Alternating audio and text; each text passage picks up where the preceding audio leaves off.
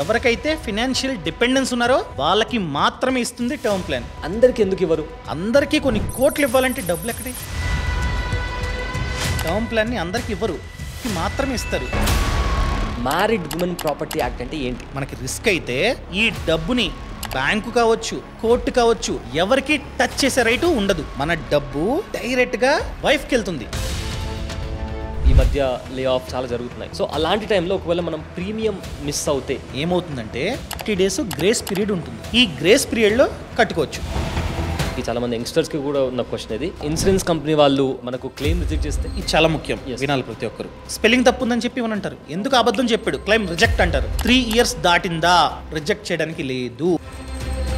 2 term insurance తీసుకోవచ్చా? Clear గా చెప్తా 1 minute లో. Hello all, term insurance. ఈ టర్మ్ ఇన్సూరెన్స్ గురించి మనం ప్రతిరోజు ఎక్కడొక చోట వింటూనే ఉంటామండి. అయితే ఈ టర్మ్ ఇన్సూరెన్స్ గురించి సరిగ్గా అవగాహన లేకుండా తీసుకుంటే ఖచ్చితంగా మనం నష్టపోయే ప్రమాదం కూడా ఉంది. అండ్ ఆల్సో ఇవాళకి కూడా టర్మ్ ఇన్సూరెన్స్ కి సంబంధించి చాలా మందికి చాలా డౌట్స్ ఉన్నాయి. సో ఇవాళ నేను పేపర్లో కొన్ని క్వశ్చన్స్ రాసుకొచ్చాను. నేను గ్యారంటీగా చెప్పగలను 90% ఆఫ్ ది ఆడియన్స్ కి ఈ టర్మ్ ఇన్సూరెన్స్ కి సంబంధించిన క్వశ్చన్స్ కి ఆన్సర్స్ ఇవాళకి కూడా తెలియదు. వాటి గురించే మనం ఇవాళ మన ఫినాన్స్ ఎక్స్పర్ట్ అయిన కౌశిక్ గారిని అడిగి తెలుసుకుందాం. హాయ్ కౌశిక్ గారు, ఎలా ఉన్నారు? హాయ్ అండి, బాగున్నా, థ్యాంక్ యూ. సో మనం డిలే డైరెక్ట్ క్వశ్చన్స్ లోకి వెళ్ళిపోదాం. షూర్. అయితే ఫస్ట్ క్వశ్చన్, అంటే చాలా మంది అడిగే క్వశ్చన్ ఇది, ఈ టర్మ్ ఇన్సూరెన్స్ అనేది అందరికి ఎందుకు ఇవ్వరు? నిజమే, అది టర్మ్ ప్లాన్ ని అందరికి ఇవ్వరు, కొందరికి మాత్రమే ఇస్తారు. ముందుగా అసలు టర్మ్ ఇన్సూరెన్స్ అంటే ఏంటి ఐడియా ఉందా? క్లియర్ గా చెప్తా 1 minute లో. ఒక టర్మ్ కి మన మీద మనం తీసుకునే ఇన్సూరెన్స్ నే టర్మ్ ఇన్సూరెన్స్ అంటాం. ఎగ్జాంపుల్ గా XYZ అనే పర్సన్ ఏజ్ 30 అనుకుందాం. ఓకే, అతను 30 years టర్మ్ ని పెట్టుకున్నాడు. అంటే అతనికి 60 years వచ్చేంత వరకు అతని మీద అతనికి ఇన్సూరెన్స్ ఉంటుంది. అంటే 60 years వచ్చే లోపు అతను కనుక ఏదైనా కారణం చేత చనిపోతే టర్మ్ ప్లాన్ తీసుకునే టైంలో ఎంతైతే కవరేజ్ ని చూస్ చేసుకున్నాడో అంత కవరేజ్ వాళ్ళ కుటుంబానికి వెళ్తుంది. ఫర్ ఎగ్జాంపుల్ 2 కోట్ల కవరేజ్ ని చూస్ చేసుకున్నట్లయితే అతను చనిపోయిన తర్వాత 2 కోట్లు అతని కుటుంబానికి వెళ్తాయి. ఓకే. సో ఇది ఎవరికి ఇస్తారంటే ఎవరి మీద అయితే ఫినాన్షియల్ డిపెండెన్స్ ఉన్నారో వాళ్ళకి ఇస్తారు. అంటే ఒక కుటుంబ పెద్ద ఉన్నాడు, ఆయనే డబ్బు సంపాదిస్తున్నాడు, వాళ్ళ కుటుంబం అంతా అతని యొక్క ఇన్కమ్ మీద డిపెండ్ అయి ఉంది. అంటే ఒకరే సంపాదిస్తున్నారు, ఆ సంపద మీదే ఫ్యామిలీ అంతా డిపెండ్ అయి ఉంది. ఆ ఫ్యామిలీ మొత్తాన్ని ఫినాన్షియల్ డిపెండెన్స్ అంటారు. ఓకే. సో ఎవరికైతే ఫినాన్షియల్ డిపెండెన్స్ ఉన్నారో వాళ్ళకి మాత్రమే ఇస్తుంది term plan insurance companies. So ఇక్కడ చూడండి, సింపుల్ గా చెప్పాలంటే ఎవరికైతే స్టేబుల్ ఇన్కమ్ ఉందో వాళ్ళకి మాత్రమే టర్మ్ ఇన్సూరెన్స్ ఇస్తుంది ఇన్సూరెన్స్ కంపెనీ. ఓకే. అంటే ఎవరైతే సంపాదిస్తున్నారో, ఫర్ ఎగ్జాంపుల్ జాబ్, ఎవరైతే జాబ్ చేస్తున్నారో ఎవరికైతే స్టేబుల్ ఇన్కమ్ వస్తుందో వాళ్ళకి ఇస్తారు. లేదా బిజినెస్, ఎవరైతే బిజినెస్ చేస్తున్నారో ఆ బిజినెస్ ద్వారా ఎవరికైతే స్టేబుల్ ఇన్కమ్ వస్తుందో వాళ్ళకే ఇస్తారు. అంతేగాని ఎగ్జాంపుల్గా నేను అన్ఎంప్లాయిడ్ అనుకోండి, నాకు ఇవ్వరు. ఎందుకంటే నాకు ఇన్కమ్ రావట్లే, నా ఇన్కమ్ మీద డిపెండ్ అయ్యి ఎవరున్నారు? అసలు ఇన్కమ్ లేదు నాకు, ఫినాన్షియల్ డిపెండెన్స్ ఎవరుంటారు? సో ఎందుకు ఇవ్వాలి వీడికి అని చెప్పి ఎవరు. అండ్ అదే విధంగా ఫార్మర్, చాలా తక్కువ ఆదాయం వస్తుంది, అది కూడా స్టేబుల్ ఇన్కమ్ లేదు, అప్పుడప్పుడు వస్తుంది. సో వాళ్ళకి కావాల్సింది స్టేబుల్ ఇన్కమ్. ఎవరికైతే రెగ్యులర్గా ఫిక్స్డ్ అమౌంట్ వస్తుందో వాళ్ళకి ఇస్తారనమాట. సో ఫార్మర్స్కి కూడా కొన్ని సందర్భాల్లో ఇవ్వకపోవచ్చు. ఫర్ ఎగ్జాంపుల్ మాది భీమవరం కదా, భీమవరం దగ్గర రొయ్యల చెరువులు చేస్తుంటారు, అందరూ రైతులే, కానీ వాళ్ళకి లక్షల్లో లాభాలు వస్తున్నాయి. ప్రతి ఒక్కరు ITR ని ఫైల్ చేస్తున్నారు. అలా ఎవరైతే ITR ని ఫైల్ చేస్తూ ఇన్కమ్ ని చూపించగలరో ఫార్మింగ్ ద్వారా వాళ్ళకి ఇస్తారు. అదే విధంగా స్టూడెంట్స్, నేను చదువుతున్నా బీటెక్, నాకు ఇన్కమ్ లేదు, నాకు ఇస్తారా? ఇవ్వరు. మీ మీద ఫినాన్షియల్ డిపెండెన్స్ లేరు కాబట్టి మీకు ఇవ్వరు. అదేవిధంగా హౌస్ వైఫ్, జాబ్ చేయట్లే, ఇంట్లో ఉంటారు, వాళ్ళకి ఇస్తారా? ఇవ్వరు. ఎందుకంటే ఇన్కమ్ లేదు, ఉన్న రెగ్యులర్ సోర్స్ ఆఫ్ ఇన్కమ్ లేదు కాబట్టి ఇవ్వకపోవచ్చు. మీ క్వశ్చన్కి ఆన్సర్ వచ్చింది అనుకుంటున్నా.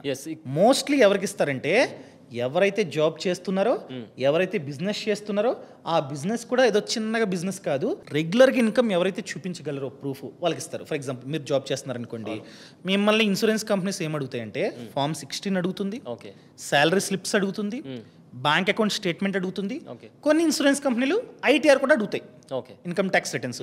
ఇవన్నీ ఉంటేనే మీకు టర్మ్ ప్లాన్ వస్తుంది. ఎందుకంటే చూసుకుంటారు అందులో, ఓకే ఇతనికి జీతం ఎంత, బ్యాంక్ అకౌంట్ స్టేట్మెంట్ చూస్తారు లాస్ట్ 3 months పడుతుందా ప్రతి మంత్, ఎస్ పడుతుంది, ఇవ్వచ్చు, ఇస్తారు.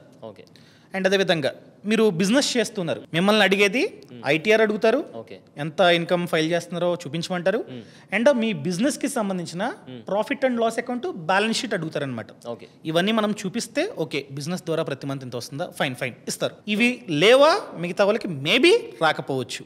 ఓకే సో బేసికల్లీ ఫినాన్షియల్గా స్టేబుల్గా ఉండాలి వాళ్ళకు. మన ఇన్కమ్ మీద వేరే వాళ్ళు డిపెండ్ అయి ఉండాలి, ఉండాలి. ఫినాన్షియల్ డిపెండెన్స్ ఉండాలి, వాళ్ళకి ఇస్తారు, Okay. వేరే వాళ్ళకి ఇవ్వకపోవచ్చు. ఓకే ఇదే రీజన్ అనమాట. చాలా మంది నాకు ఇన్కమ్ లేదండి, నాకు ఇవ్వట్లేదు, ఎన్నిసార్లు అప్లై చేసిన ఇవ్వట్లేదు. ఎందుకు ఇస్తారండి ఇన్కమ్ లేకుండా?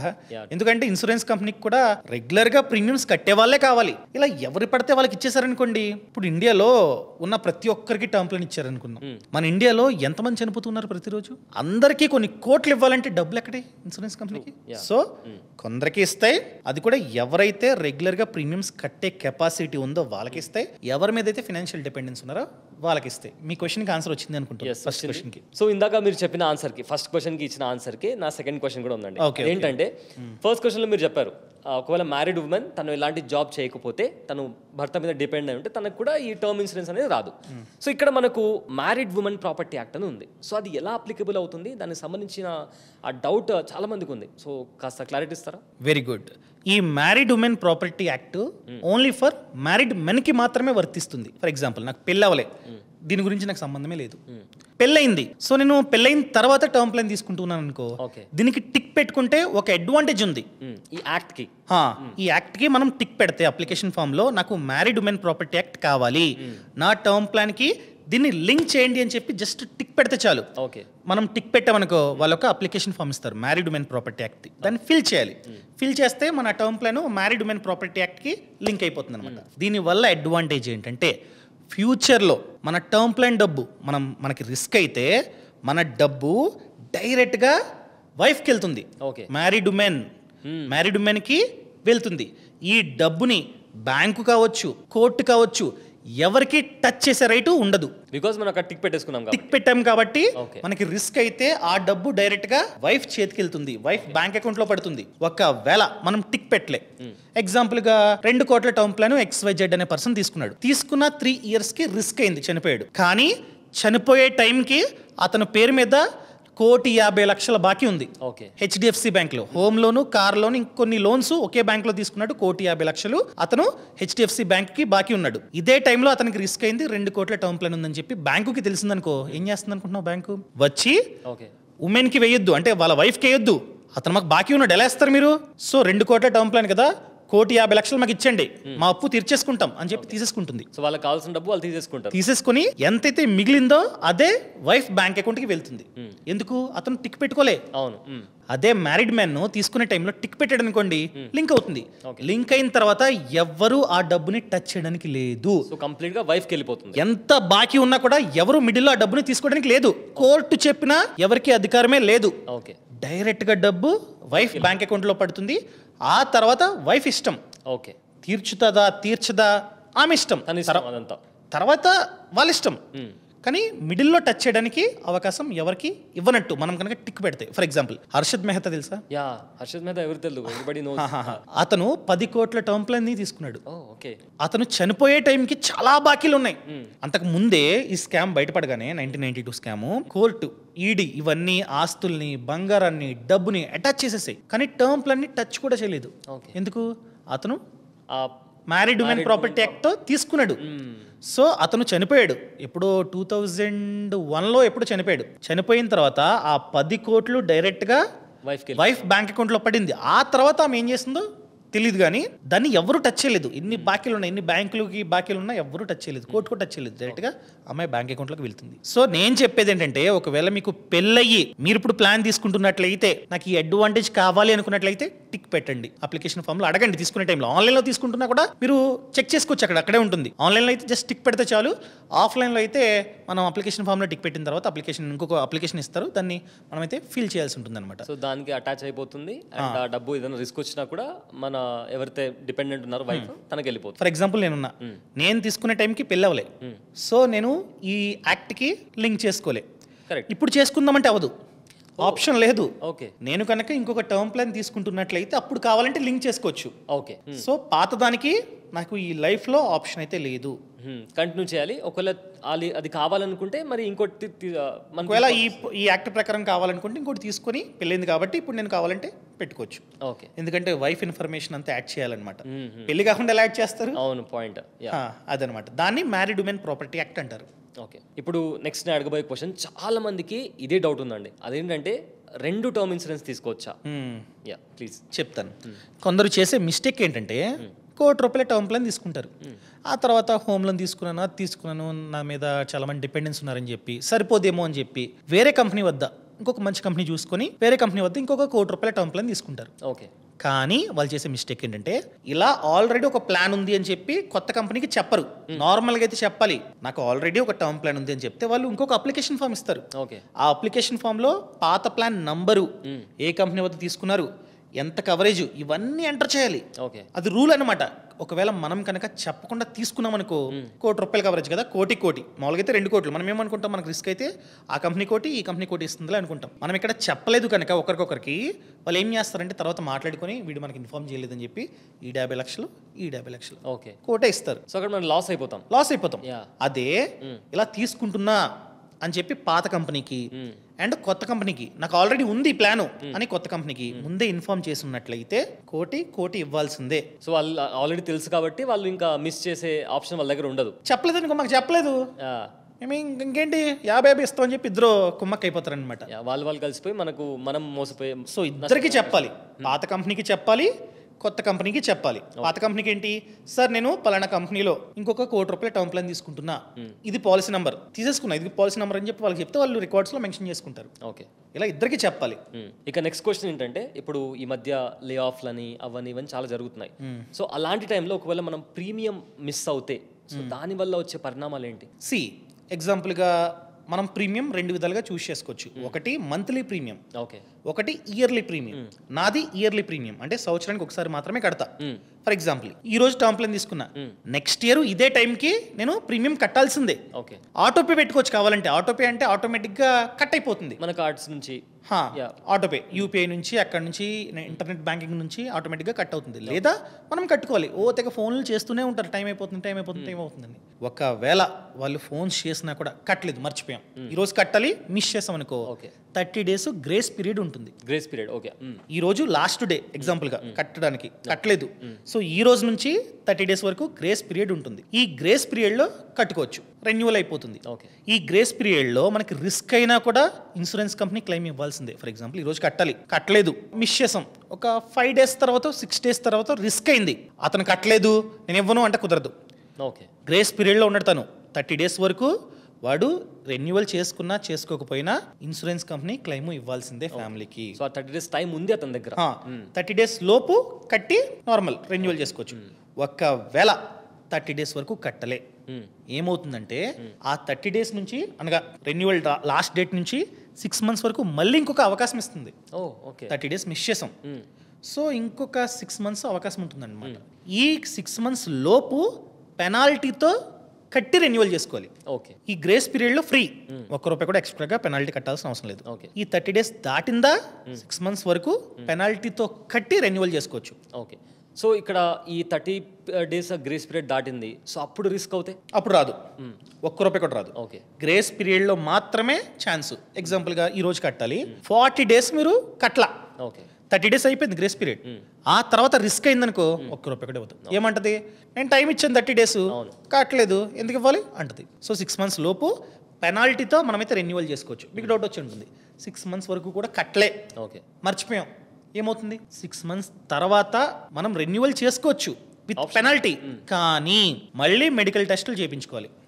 ఇప్పుడు టర్మ్ ప్లాన్ తీసుకునే టైంలో మెడికల్ టెస్టులు మనం చేపిస్తారు, వాళ్ళ ఇంటికి వస్తారు, ఎవరికైనా పంపిస్తారు, వాళ్ళు టెస్టులు చేసుకుంటారు, బ్లడ్ తీసుకుంటారు, యూరిన్ అది అన్నీ చేస్తారు. ఈ టెస్టులు ఏమైనా జబ్బులు నేను తెలిసిందనుకో ప్రీమియం పెంచేస్తారు అనమాట. నాకు కూడా చేశారు, టెస్టులు చేశారు, ఎటువంటి జబ్బు లేదు కాబట్టి వాళ్ళు ఎంతైతే స్టార్టింగ్ చెప్పారో అంతే ప్రీమియం నేను ప్రతి ఇయర్ కడుతున్నా.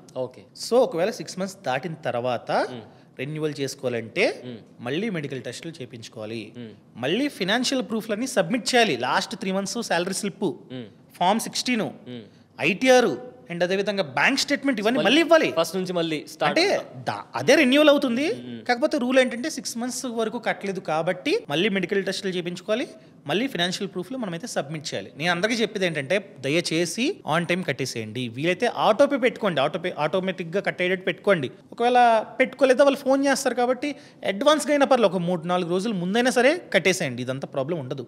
సో నా నెక్స్ట్ క్వశ్చన్ ఏంటి అంటే, ఒకవేళ నేను టర్మ్ ఇన్సూరెన్స్ తీసుకోవాలనుకుంటే సో ఎలా తీసుకోవాలి, ఎవరిని అప్రోచ్ అవ్వాలి? చూడండి, మనం టర్మ్ ప్లాన్ని ఆఫ్లైన్లో తీసుకోవచ్చు, ఆన్లైన్ తీసుకోవచ్చు. ఆఫ్లైన్ అంటే ఏజెంట్స్కి కాల్ చేస్తే వస్తారు, ఎక్స్ప్లెయిన్ చేస్తారు, అమ్మేస్తారు. అండ్ అదే విధంగా కావాలంటే బయట మార్కెట్లో ఆఫీసులు ఉంటాయి. ఫర్ ఎగ్జాంపుల్ ఐసిఐసిఐ ప్రుడెన్షియల్ ప్రతి సిటీలోని చాలా చోట్ల ఆఫీస్ ఉంటుంది. యాక్సిస్ మ్యాక్స్ లైఫ్ ప్రతి సిటీలోనే ఉంటుంది. సో డైరెక్ట్గా వెళ్ళి మనం తీసుకోవచ్చు. ఓకే. రెండో ఆప్షన్ వచ్చేసి ఆన్లైన్.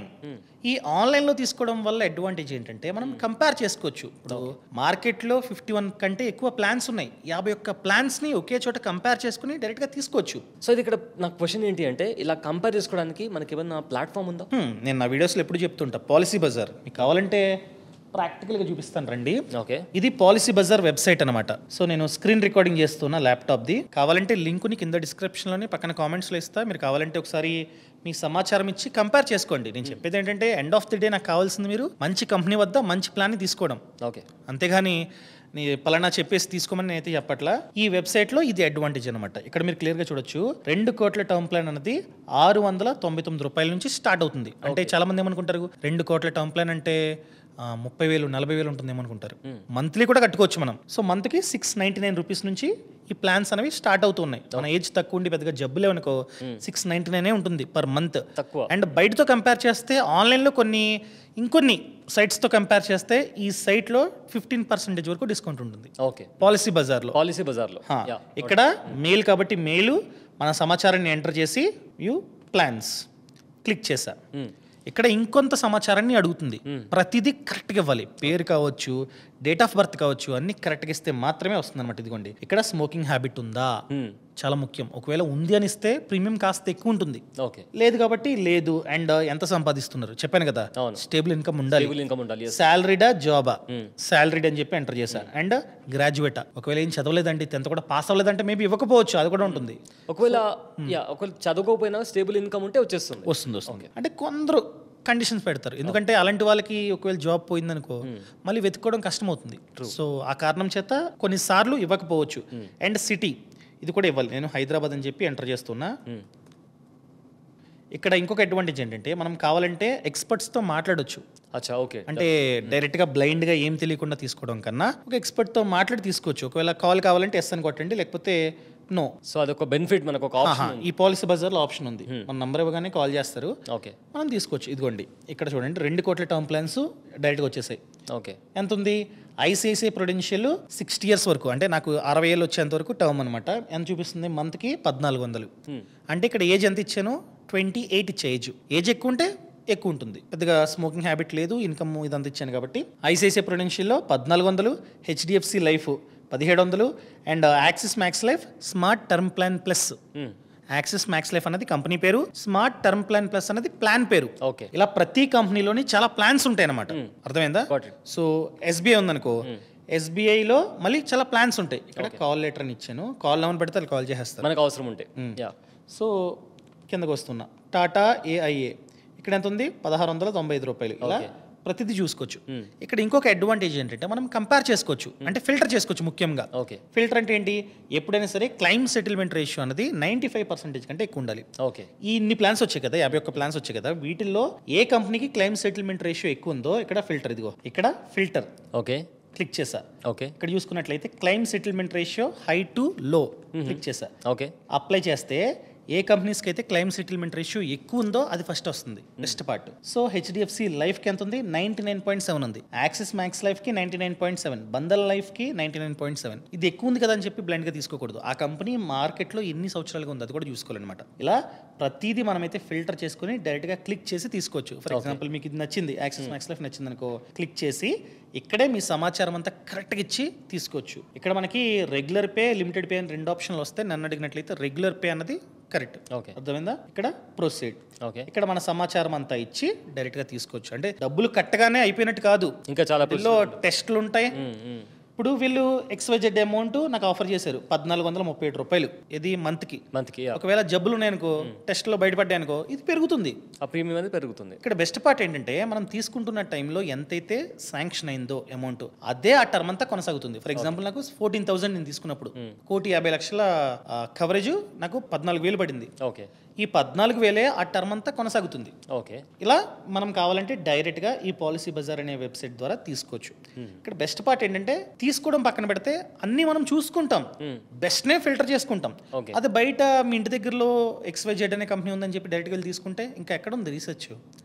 మినిమం రీసెర్చ్ చేసి ఒకవేళ ఇందులో బెస్ట్, ఇందులో మీ సమాచారం అంత ఇచ్చి ఇందులో కంపేర్ చేసుకో, ప్రైస్ చూసుకో, కావాలంటే డైరెక్ట్గా ఆఫీస్కి వెళ్ళి రెండు కంపేర్ చేసుకుని ఒకవేళ ఎక్కువ చెప్తున్నారు అనుకో, వద్దులే అని చెప్పి ఇక్కడ వచ్చి తీసేసుకోవచ్చు. మనం పాలసీ బజార్ లో తీసుకోవచ్చు. అంటే ఎండ్ ఆఫ్ ది డే నాకు కావాల్సింది మంచి ప్లాన్ ని మనం తీసుకోవాలి. అంటే ఇక్కడ 51 కంపెనీస్ ఉంటాయి, 51 ప్లాన్స్ ని మనం కంపేర్ చేసుకుని ఫిల్టర్ చేసుకుని మంచి ప్లాన్ తీసుకుంటాం. అండ్ బయటతో కంపేర్ చేస్తే 15% డిస్కౌంట్ ఉంటుంది. అండ్ ఆల్రెడీ చెప్పా 2 కోట్ల టర్మ్ ప్లాన్ మంత్ కి 699 రూపీస్ నుంచి స్టార్ట్ అవుతుంది. అండ్ డెడికేటెడ్ రిలేషన్షిప్ మేనేజర్ ఉంటారనమాట. అంటే పాలసీ బజార్ ద్వారా మనం తీసుకున్న తర్వాత మన మెయిల్ కి ఒక నంబర్ వస్తుంది, ఫోన్ నంబర్. మనకంటూ ఒక రిలేషన్షిప్ మేనేజర్ ఉంటాడు. ఫ్యూచర్లో క్లైమ్ సపోర్ట్ కావాలంటే ఆయనకి ఫోన్ చేసి డైరెక్ట్గా మాట్లాడి, అంటే మన ఫ్యామిలీకి చెప్పాలి ముందుగానే ఇది నా నంబరు, అదే రిలేషన్షిప్ మేనేజర్ నంబరు, రేపు నాకు రిస్క్ అయితే ఈ నంబర్కి కాల్ చేయి, అతను చూసుకుంటాడు క్లైమ్ ప్రాసెస్ మొత్తం, అతను చూసుకుంటూ హెల్ప్ చేస్తాడు అనమాట. ఈ అడ్వాంటేజ్ కూడా పాలసీ బజార్ మనకైతే ఇస్తుంది, అదొక బెనిఫిట్. సో ఇవన్నీ చూసుకొని మనం కావాలంటే ఈ పాలసీ బజార్ వెబ్సైట్ ద్వారా తీసుకోవచ్చు. ఈ క్వశ్చన్కి ఆన్సర్ వచ్చింది అనుకుంటున్నాను. వచ్చింది. అండ్ నాకు పర్సనల్గా ఉన్న క్వశ్చన్ ఇది, అండ్ చాలా మంది యంగ్స్టర్స్కి కూడా ఉన్న క్వశ్చన్ ఇది. ఈ సెక్షన్ 45 ఆఫ్ యాక్ట్ ఉంది, దాంట్లో ఇది చాలా ముఖ్యం, వినాలి ప్రతి ఒక్కరు. ఇంతకు ముందు ఏం చిన్న తప్పు చేసినా కూడా చెప్పాను కదా, మనం తీసుకునే టైంలో ప్రతి ఇన్ఫర్మేషన్ కరెక్ట్గా ఇవ్వాలి. స్మోకింగ్ హ్యాబిట్ ఉంటే స్మోకింగ్ హ్యాబిట్ ఉంది అని ఇవ్వాలి, డేట్ ఆఫ్ బర్త్ కావచ్చు, పేరు కావచ్చు, అన్ని కరెక్ట్గా ఇవ్వాలని చెప్పా. ఒకవేళ పేరు స్పెల్లింగ్ మిస్టేక్ ఇచ్చావు, ఫ్యూచర్లో క్లైమ్కి అప్లై చేసావు, మీ ఫ్యామిలీ మెంబర్స్ అప్లై చేశారు, ఎగ్జాంపుల్గా స్పెల్లింగ్ తప్పు ఉందని చెప్పి ఇవ్వనంటారు. ఓకే, మీరు తీసుకునే టైంలో స్మోకింగ్ హ్యాబిట్ ఉంది, లేదు అని పెట్టారు, ప్రీమియం తగ్గుద్దని చెప్పి ఫ్యూచర్లో రిస్క్ అయిన తర్వాత రిపోర్ట్స్ చూస్తారు, ఇతనికి చాలా సంవత్సరాలుగా స్మోకింగ్ హ్యాబిట్ ఉంది, ఎందుకు అబద్ధం చెప్పాడు, క్లైమ్ రిజెక్ట్ అంటారు. ఇలా రిజెక్ట్ చేసే అవకాశం ఇన్సూరెన్స్ కంపెనీస్కి ఉంది, రైట్ ఉంది. కానీ ఈ సెక్షన్ ఏం చెప్తుందంటే నువ్వు రిజెక్ట్ చేసుకోబాయ్, కాకపోతే 3 years వరకు మాత్రమే ఛాన్స్. 3 years లోపు, అంటే పాలసీ తీసుకున్న 3 years లోపు అతనికి రిస్క్ అయ్యి అతను తప్పు చేశాడు, అంటే మిస్టేక్ చేశాడు, స్పెల్లింగ్ మిస్టేక్ లేకపోతే డేట్ ఆఫ్ బర్త్ లేకపోతే స్మోకింగ్ హ్యాబిట్ ఉందని అబద్ధం చెప్పాడు, ఈ కారణాల చేత 3 years లోపే రిజెక్ట్ చేసుకో. 3 years దాటిందా రిజెక్ట్ చేయడానికి లేదు, రైట్ వాళ్ళకి లేదు. 3 years వరకు ఏ మిస్టేక్స్ ఉన్నా ఇప్పుడే రెక్టిఫై చేసుకో, ఫోన్ చే కావాలంటే. ఇప్పుడు తీసుకుని XYZ అనే పర్సన్ పాలసీ తీసుకుని 1 year కంప్లీట్ అయింది, ఫోన్ చేసి ఇంకోసారి అడుగు, అరే బాబు నిజంగానే నీకు స్మోకింగ్ హ్యాబిట్ లేదా ఉందా, ఉంటే నిజం చెప్పి పర్లేదని చెప్పి అడుగు. వాడు ఒప్పుకున్నాడు అనుకో, ప్రీమియం పెంచుకో, మిడిల్లో పెంచేసుకో. అండ్ ఏమైనా జబ్బులు వచ్చినాయా మిడిల్లో ఈ 3 years, అంటే పాలసీ తీసుకుని 1 year అయింది కదా, ఏమన్నా బీపీ షుగర్ లాంటివి ఏమైనా వచ్చినాయా అని అడుగు. వాడు వచ్చింది అన్నాడు ఇంకో పెంచుకో ప్రీమియం. అంతేగాని 3 years తర్వాత వాడికి రిస్క్ అయిన తర్వాత వాడికి బీపీ ఉంది, వాడు నాకు డిస్క్లోజ్ చేయలేదు, నేను రిజెక్ట్ చేస్తానంటే అవ్వదు. అంటిల్ వాడు కనుక ఫ్రాడ్ చేస్తే, చిన్న చిన్న కారణాల చేత 3 years తర్వాత ఈ సెక్షన్ ప్రకారం రిజెక్ట్ చేయడానికి లేదు, అంటిల్ ఫ్రాడ్ చేస్తే. ఫ్రాడ్ అంటే ఏంటి, అతను డ్రగ్స్ తీసుకొని డ్రైవ్ చేశాడు, గుద్దేశాడు, చనిపోయాడు, కానీ రిపోర్ట్స్ లో వాళ్ళ ఫ్యామిలీ మెంబర్స్ ఏం చేస్తారంటే మేనేజ్ చేస్తారనమాట, డ్రగ్స్ తీసుకోలేదు ఏం లేదు అన్నట్టు. కానీ నువ్వు ఎంక్వైరీ చేస్తే, ఇన్సూరెన్స్ కంపెనీ ఎంక్వైరీ చేస్తే డ్రగ్స్ తీసుకున్నాడు అని తెలిసింది, అది ఫ్రాడే కదా, మోసం చేశాడు కదా, మోసం చేసినట్లు అవుతుంది, అప్పుడు రిజెక్ట్ చేసే అవకాశం ఉంది. ఫ్రాడ్ చేస్తే డాక్యుమెంట్స్ కరెక్ట్గా ఇవ్వకపోయినా, సరిగ్గా సబ్మిట్ చేయకపోయినా రిజెక్ట్ చేసుకో. అంతేగాని స్పెల్లింగ్ మిస్టేక్ ఉంది, అది ఉంది, ఇది ఉందని చెప్పి 3 years తర్వాత చేయడానికి లేదు. అది సెక్షన్ 45. ఇక మరొక క్వశ్చన్, అన్ని ప్రాపర్గా ఉన్నాయి, ఎవరైతే ఇన్సూరెన్స్ తీసుకున్నారో నేనే ఉన్నాను, సో నా దగ్గర నుంచి అంతా కరెక్ట్గా ఉంది, అయినా కూడా ఒకవేళ ఇన్సూరెన్స్ కంపెనీ వాళ్ళు మనకు క్లెయిమ్ రిజెక్ట్ చేస్తే అప్పుడు మనం ఎలాంటి యాక్షన్ తీసుకోవాలంటారు? ఫస్ట్ ఆఫ్ ఆల్ ఒక ఏజెంట్ మనకు అమ్మాడు, మన ఫ్యామిలీ మెంబర్స్కి చెప్తాం, మన ఊర్లో ఈ పలానా ఏజెంట్ ఉన్నాడు కదా, ఇన్సూరెన్స్ ఏజెంట్, ఆయన అమ్మాడు నాకు ఇది డాక్యుమెంట్, రేపు ఏదన్నా నాకు రిస్క్ అయితే ఆయనకి ఫోన్ చేయ అంటాం. అతను ఏం చేస్తాడు, పాపం వచ్చి హెల్ప్ చేస్తాడు, పైకి పంపిస్తాడు. పైన కనుక ఏదైనా కారణం చేత రిజెక్ట్ అయిందనుకో, ఒకవేళ అన్ని కరెక్ట్గా ఉన్నా కూడా, అన్ని డాక్యుమెంట్స్ కరెక్ట్గా ఉండి ఫ్రాడ్ చేయకుండా 3 years కంప్లీట్ అయిపోయింది అనుకుందాం, అన్ని కరెక్ట్గా ఉన్నా కూడా రిజెక్ట్ చేశారనుకో, మనం ఏం చేయొచ్చు అంటే గూగుల్లోకి వెళ్ళి లిస్ట్ ఆఫ్ GROs IRDAI అని చెప్పి టైప్ చేయండి. టైప్ చేస్తే IRDAIకి సంబంధించిన ఒక డాక్యుమెంట్ ఓపెన్ అవుతుంది. ఆ డాక్యుమెంట్లో GRO నంబర్స్ ఉంటాయి. ఫర్ ఎగ్జాంపుల్ మీరు ICICI ప్రుడెన్షియల్ కంపెనీలో తీసుకున్నారు, ICICI ప్రుడెన్షియల్కి సంబంధించిన GRO నంబరు మెయిల్ ఉంటుంది. ఆయనకి ఫోన్ చేయి లేకపోతే మెయిల్ పెట్టు విత్ డాక్యుమెంట్స్ ప్రాపర్ ప్రూఫ్లు అన్నీ కరెక్ట్గా ఉన్నాయి మీ వాళ్ళు ఇవ్వట్లా క్లైము అని చెప్పి అడగండి. ఈ కంప్లైంట్ ఎవరికి వెళ్తుందంటే డైరెక్ట్గా ఐసిఐసిఐ ప్రుడెన్షియల్ కంపెనీకి వెళ్తుంది. ఓకే, వాళ్ళు విత్ ఇన్ 14 డేస్లో మీరు కంప్లైంట్ ఇచ్చిన విత్ ఇన్ 14 డేస్లో ఇష్యూ ఏంటో ఫైండ్ అవుట్ చేసి సాల్వ్ చేస్తారు. ఓకే, ఒకవేళ ఏమైనా ప్రాబ్లం ఉందనుకో, ఇది ప్రాబ్లం ఉంది అందుకే రిజెక్ట్ చేసామంటారు. ఇన్ని డేస్లో మీరు మళ్ళీ సబ్మిట్ చేస్తే మేము చెక్ చేస్తామంటారు. ఒకవేళ అంత కరెక్ట్గా ఉందనుకో, సారీ మా సైడ్ నుంచి తప్పైంది అన్ని కరెక్ట్గా ఉన్నాయని చెప్పి క్లైమ్ ఇస్తారు. ఓకే, ఒకవేళ ఐసిఐసిఐ ప్రుడెన్షియల్ కంపెనీ కూడా క్లైమ్ ఇవ్వలేదనుకో ఏం చేయాలి? సో కంపెనీ చేతులెత్తేసింది, ఇవ్వను అని చెప్పి మొహమ్మద్ చెప్పేసింది. ఇప్పుడు మీకు రెండో ఆప్షన్ కింద బీమా భరోసా పోర్టల్ ఉంది. బీమా భరోసా పోర్టల్ గూగుల్లోకి వెళ్ళి బీమా భరోసా అని కొట్టండి. ఓకే, ఇది IRDAIకి సంబంధించిన పోర్టల్. ఓకే, ఇంతకు ముందు మనం ఇన్సూరెన్స్ కంపెనీతో మాట్లాడాం, ఆడు కూడా పొమ్మన్నాడు. అవును, ఇప్పుడు డైరెక్ట్ గా IRDAI అంటే రెగ్యులేటర్, ప్రతి ఇన్సూరెన్స్ కంపెనీకి వీళ్ళు రెగ్యులేటర్ అనమాట. ఓకే, వాళ్ళ కంప్లైంట్ ఇస్తున్నట్టు మెయిల్ పంపండి, వాళ్ళు చెక్ చేస్తారు. విత్ ఇన్ 14 డేస్లో వాళ్ళు ఏమంటారంటే ఇన్సూరెన్స్ కంపెనీకి ఫోన్ చేస్తారు, ఓకే, లేకపోతే మెయిల్ పెడతారు, ఇతని క్లైమ్ ఎందుకు రిజెక్ట్ చేస్తావు అని చెప్పి. ఓకే, ఇన్సూరెన్స్ కంపెనీ IRDAIకి సమాధానం ఇచ్చుకోవాలి. ఒకవేళ వాళ్ళ సమాధానం కరెక్ట్గా లేదనుకో మూసుకొని క్లైమ్ ఇవ్వు అని చెప్పి IRDAI ఇన్సూరెన్స్ కంపెనీ చెప్తుంది. సో అప్పుడు వాళ్ళకి ఆప్షన్ లేదు, ఖచ్చితంగా వాళ్ళు ఇవ్వాల్సింది, ఎందుకంటే రెగ్యులేటర్ చెప్తుంది. అవును, ఇలా అనమాట. అన్ని కరెక్ట్గా ఉంటే ఈ ప్రాసెస్ని ఫాలో అయ్యి మనమైతే క్లైమ్ తెప్పించుకోవచ్చు. Okay, so one last final question. ఇప్పుడు మనం ఆల్రెడీ ఒక టర్మ్ ఇన్సూరెన్స్ తీసుకున్నాము. సో తీసుకున్న తర్వాత ఈ ఏదైతే ప్రీమియం ఉందో అందులో అది పెరిగే ఛాన్స్ ఏమైనా ఉందా మధ్యలో? ఇంతకు ముందు చెప్పాను కదా, అంటిల్ నువ్వు కంపెనీకి డిస్క్లోజ్ చేస్తే తప్ప. ఫర్ ఎగ్జాంపుల్ నాకు స్మోకింగ్ హ్యాబిట్ ఇంతకు ముందు లేదండి, రీసెంట్గా బాగా కాల్ చేస్తున్నాను అని చెప్పి మీరు డిస్క్లోజ్ చేశారు, పెరుగుకున్నాము, ఓకే, జబ్బులు వచ్చాయి డిస్క్లోజ్ చేశారు, పెంచుతారు వాళ్ళు. ఓకే, నార్మల్గా అయితే చెప్పక్కర్లా, ఓకే. అండ్ కొన్నిసార్లు మనం ఏం చేస్తాం, మిడిల్లో రైడర్స్ తీసుకుంటాం. ఓకే, రైడర్స్ అంటే యాడ్ ఆన్స్ అనమాట. ఇప్పుడు నేను కార్ ఇన్సూరెన్స్ తీసుకున్నాను, నా కార్ ఇన్సూరెన్స్కి బేస్ ప్లాన్ ఎంతో 14,000 ఎంతో పడింది. యాడ్ ఆన్స్ అన్ని యాడ్ చేయడం వల్ల 20,000 అయిపోయింది. యాడ్ ఆన్స్ అంటే ఏంటి? ఎక్స్ట్రా బెనిఫిట్స్ అనమాట. అంటే ఇంజిన్ ప్రొటెక్షన్ యాడ్ ఆన్ అని, లేకపోతే జీరో డెప్ యాడ్ ఆన్ అని, ఇలాంటి యాడ్ ఆన్స్ తీసుకుంటాం. అదేవిధంగా టర్మ్ ఇన్సూరెన్స్కి మిడిల్లో మనం కావాలంటే యాడ్ ఆన్స్ తీసుకోవచ్చు. Okay, for example critical illness rider అదొక యాడ్ ఆన్ మిడిల్లో కావాలంటే తీసుకోవచ్చు. అంటే ఏంటి, నేను బ్రతికే ఉన్నా కాకపోతే నాకు ఒక క్రిటికల్ ఇల్నెస్ వచ్చింది. ఓకే, కొన్ని కంపెనీస్ 64 వరకు క్రిటికల్ ఇల్నెసెస్ ని ఇస్తూ ఉన్నాయి యాడ్ ఆన్ గా. ఓకే, ఫర్ ఎగ్జాంపుల్ క్యాన్సర్ అని చెప్పి అందులో ఉంది, నాకు క్యాన్సర్ వచ్చింది, నేను హాస్పిటల్లో ఉన్నాను లేకపోతే ఇంట్లోనే ఉన్నా, బ్రతికే ఉన్నా, అయినా కూడా ఎంతైతే కవరేజ్ ని చూస్ చేసుకుంటానో ఆ కవరేజ్ బ్రతుకున్నా కూడా నా చేతికి వస్తుంది, వచ్చేస్తుంది. నార్మల్ అయితే టర్మ్ ఇన్సూరెన్స్ చనిపోతే మాత్రమే వస్తాయి డబ్బులు, ఇక్కడ బ్రతుకున్నా కూడా వస్తుంది. ఎందుకు? ఆ క్రిటికల్ ఇల్నెస్ నీకు వచ్చింది కనుక. ఓకే, సో యాడ్ ఆన్స్ ద్వారా మనము అలా యాడ్ ఆన్స్ యాడ్ చేసుకుంటే పెరుగుతుంది. ఓకే, ఇంకొన్ని యాడ్ ఆన్స్ ఉన్నాయి ఏంటంటే మన ఏజ్ పెరుగుతుంటే కవరేజ్ కూడా పెరుగుతుంటుంది ఆటోమేటిక్గా, అది కూడా ఒక యాడ్ ఆన్, దానికి ఎక్స్ట్రా పే చేయాలి. ఇలా మిడిల్లో మనం కనుక యాడ్ ఆన్స్ని తీసుకుంటున్నట్లయితే మిడిల్లో ప్రైస్ పెరుగుతుంది, అదే ప్రైస్ అలా ఆ టర్మ్ అంతా కట్టాలి. ఓకే, నాకు 14,000 పడింది బేస్ ప్లాన్, యాడ్ ఆన్స్ లేవు. ఓకే, సో నా టర్మ్ అంతా నాకు 60 years వచ్చేంత వరకు నేను 14,000 కట్టుకుంటూ వెళ్ళిపోతాను లాస్ట్ వరకు. మీరు మళ్ళీ క్లెయిమ్ మీకు అవసరం వచ్చినప్పుడు అంతవరకు మనం అదే అమౌంట్ కట్టుకుంటూ వెళ్ళాలి. అండ్ గుర్తుపెట్టుకోండి, నేను ఇక్కడ చెప్తుంది ప్యూర్ టర్మ్ ఇన్సూరెన్స్ గురించి, ఓకే, ఎండోమెంట్ ప్లాన్స్ గురించి అండ్ యూలిప్ ప్లాన్స్ గురించి కాదు, and return of premium plans గురించి కూడా కాదు. కొందరు మైండ్ సెట్ ఎలా ఉంటుందంటే ఇది అసలు ఎలా వర్క్ అవుతుందంటే ప్యూర్ టర్మ్ ప్లాన్స్ మనం కట్టుకుంటూ వెళ్తూ ఉంటాం. నేను నాకు 60 years వచ్చేంత వరకు ప్రతి ఇయర్ 14,000 కట్టుకుంటూనే వెళ్తూ ఉంటా. ఓకే, నాకు రిస్క్ అవ్వలేదు, 60 years వరకు బ్రతుకున్నాను అనుకో, ₹1 కూడా వెనక్కి రాదు. అదే రిస్క్ అయితే మాత్రం డబ్బు వచ్చేస్తుంది, బ్రతుకుంటే ₹1 కూడా వెనక్కి రాదు. ఓకే, ఫర్ ఎగ్జాంపుల్ ఇక్కడ ఫిల్టర్స్లోకి వెళ్ళు, రిటర్న్ ఆఫ్ ప్రీమియం ప్లాన్స్ కావాలంటే ఫిల్టర్స్లోకి వెళ్ళి ఓకే, ఇక్కడ plan type return of premium plans click చేసి అప్లై చేసావు అనుకో, ప్రీమియం అమాంతం పెరుగుతుంది. ఓకే, ఇప్పుడు ₹1,000 ఉంది, ఎంత అయింది? 4,000 అయింది. ఓకే, ₹1,000 కాస్త 4,000 అయింది. ఎందుకు?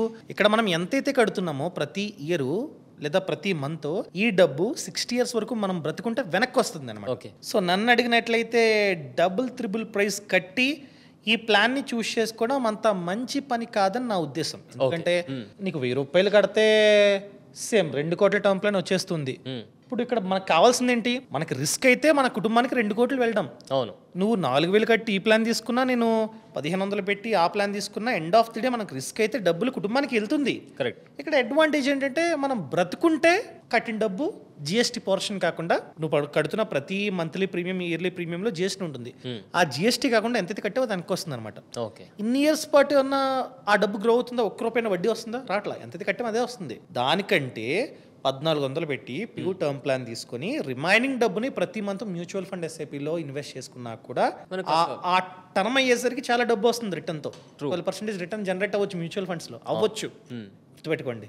ఇక్కడ 0, అందుకనే నేను ప్యూర్ టర్మ్ ప్లాన్ని తీసుకున్నా. Okay, clear. Pure term plan తీసుకుంటే మనకు ఎలాంటి ఇబ్బంది లేకుండా మనకు ఒకవేళ రిస్క్ వచ్చినా కూడా మనకు కావాల్సిన క్లెయిమ్ మనకు వచ్చేస్తుంది.